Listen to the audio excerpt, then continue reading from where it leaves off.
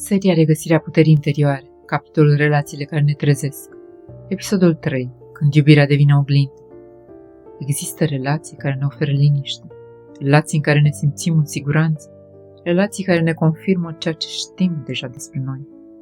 Dar există și relații care fac ceva complet diferit. Ele nu ne confirmă identitatea, o scot la lumină, uneori într-un mod blând, alteori într-un mod tulburător.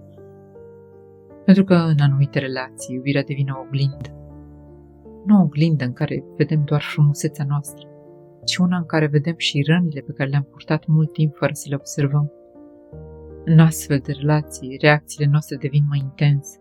Uneori simțim o apropiere profundă, o conexiune care pare să depășească logica obișnuită. Dar în același timp pot apărea și frici vechi, frica de abandon, frica de respingere, frica de a fi văzuți cu adevărat. De multe ori, ceea ce vedem în celălalt este de fapt o reflexie a propriului nostru interior. Poate admiri în acea persoană o forță pe care tu încă nu ți-ai permis să o exprimi. Sau poate reacționezi puternic la anumite comportamente pentru că ele ating o rană pe care nu ai vindecat-o încă. Aceasta este dinamica profundă a relațiilor oglindă.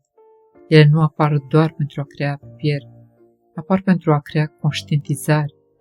Pentru că atunci când cineva devine oglinda noastră, nu mai putem ignora anumite lucruri. Vedem mai clar felul în care iubim, felul în care ne protejăm, felul în care fugim uneori de vulnerabilitate. Uneori aceste relații pot fi extrem de frumoase, pentru că ele creează spațiul în care două persoane pot crește împreună.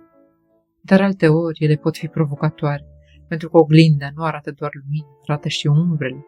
Iar pentru mulți oameni, întâlnirea cu propriile umbre poate fi inconfortabilă. Totuși, în spatele acestei dinamici există un dar profund, pentru că fiecare lucru pe care îl vedem în acea oglindă este de fapt o invitație. O invitație de a ne înțelege mai bine, de a ne accepta mai profund, de a deveni mai conștienți de propriile noastre emoții și tipare. În timp, atunci când privim aceste relații cu mai multă claritate, începem să observăm ceva important. Persoana din fața noastră nu este doar cineva pe care îl iubim.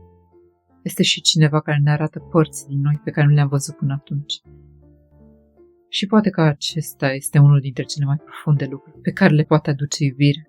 Nu doar apropierea dintre două suflete, ci revelația despre cine suntem cu adevărat.